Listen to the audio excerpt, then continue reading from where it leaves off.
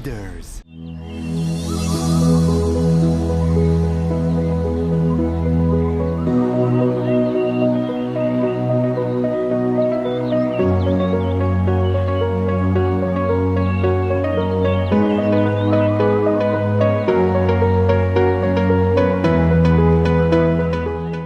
Ça pose la question de ce qui se passe aujourd'hui en Libye. La Russie, alliée en ce sens à l'Arabie Saoudite, à l'Égypte et aux Émirats, soutient très nettement le maréchal Haftar. Et récemment, donc, les éléments des miliciens russes qui ont une véritable force d'impact, qui sont bien entraînés, qui ont des armes lourdes, qui font du dégât, sauf contre les Américains, mais enfin, en Libye, ils vont faire beaucoup, dans la fameuse division Wagner, a débarqué du côté de Benghazi. Par ailleurs, au fur et à mesure que la pression sur la poche d'Idlib se renforce, c'est-à-dire que l'armée de Bachar, avec des bombardements massifs russes sur les populations civiles, les hôpitaux, etc., pousse les gens à fuir, et qu'un certain nombre traversent la frontière turque, Erdogan envoie les militants et si possible les djihadistes qu'il peut en Libye, côté Fayez Sarraj, côté Tripoli, donc juste pas loin de Ben Gradam, pour théoriquement se faire tuer ou se battre contre Haftar.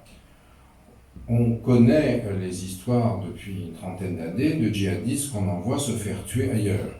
La plupart d'entre eux sont ensuite revenus, enfin certains d'entre eux sont ensuite revenus pour mordre les mains qui les avaient nourris. Et surtout, on fait des ravages dans la région. Donc, en étant tunisien, effectivement, je pense qu'on peut être aujourd'hui légitimement préoccupé par la situation dans le pays voisin.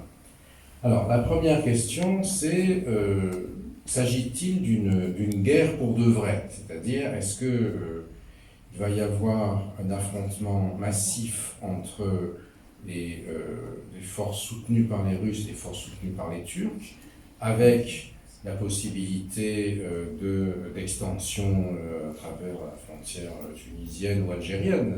Les Algériens sont extrêmement perturbés par cette question aussi, et donc n'ont pas de passion pour le maréchal Haftar, mais sont également des clients des Russes. Et vous savez que l'amiral est là, elle pourra le confirmer, ça, je pense, l'Algérie est en train d'acquérir des sous-marins à la Russie. Une chose qui est tout à fait nouvelle et qui est en train de changer les équilibres dans la sécurité maritime dans l'ouest de la Méditerranée.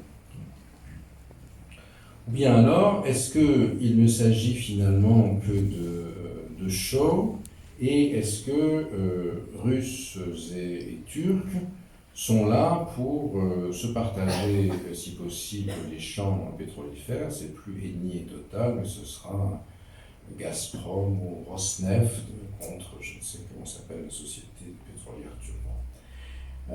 C'est une question qui n'est pas complètement sûre encore, mais qui pose d'énormes problèmes de sécurité, et qui ont été encore aggravés par la publication d'une espèce de plan de réorganisation des zones maritimes en Méditerranée, à la fois orientale mais aussi occidentale, enfin centrale, qui crée une zone qui va de la Turquie vers la Libye, et dans laquelle l'exploitation du gaz, évidemment, qui est une ressource très importante désormais, irait à la Turquie et à la Libye, la bonne Libye du point de vue des Turcs, au détriment des intérêts notamment des Grecs et des Chypriotes, ce qui fait que les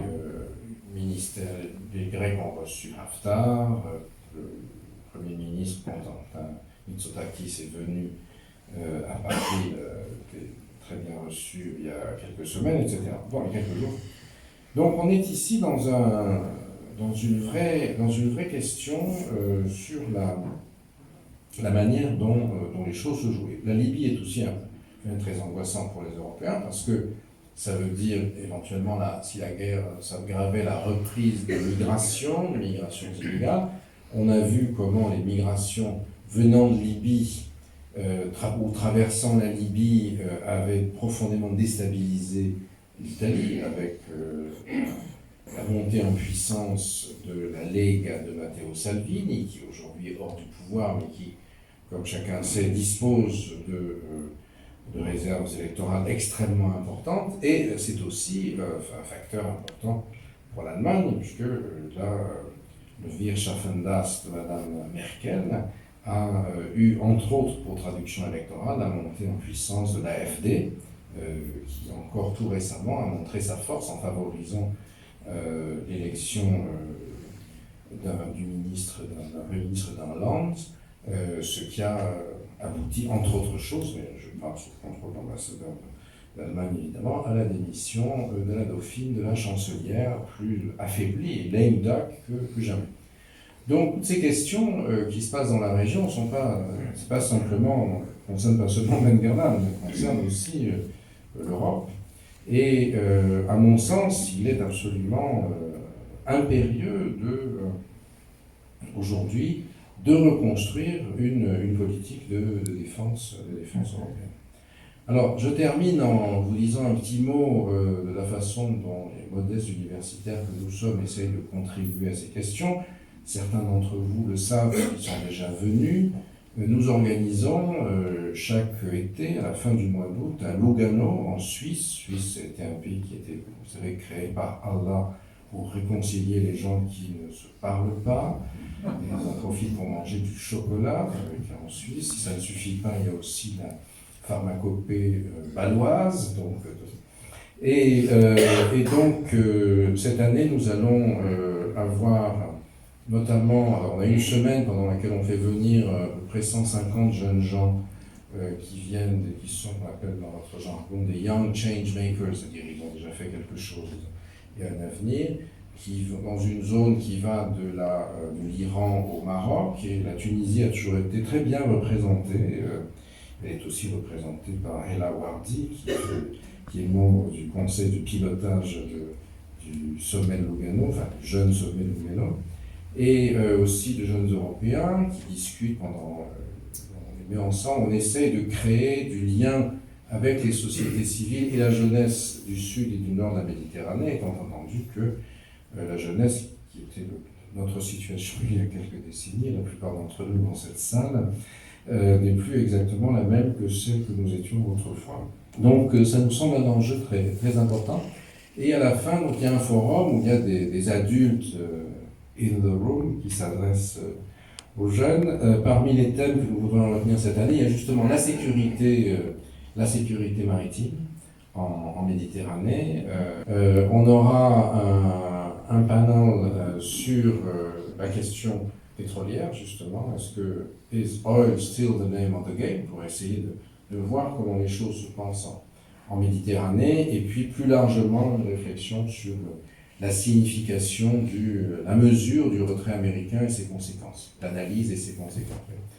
Donc voilà, donc ça c'est la manière bien modeste dont l'université essaie de contribuer, mais on ne peut pas dire que nos dirigeants politiques, mais du reste pas plus que nos stratèges industriels, aient une vision très claire des choses, puisque les critères, les catégories avec lesquelles on pensait la région, et notamment à partir de ce grand bouleversement de 1973, sont aujourd'hui très profondément affectés.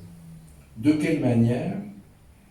Alors la Tunisie, pourrait-on dire, est un peu dans l'œil du cyclone. Elle n'est pas celle qui subit les contre-coups les plus violents. Après tout, elle est contente que le pétrole baisse, comme la France.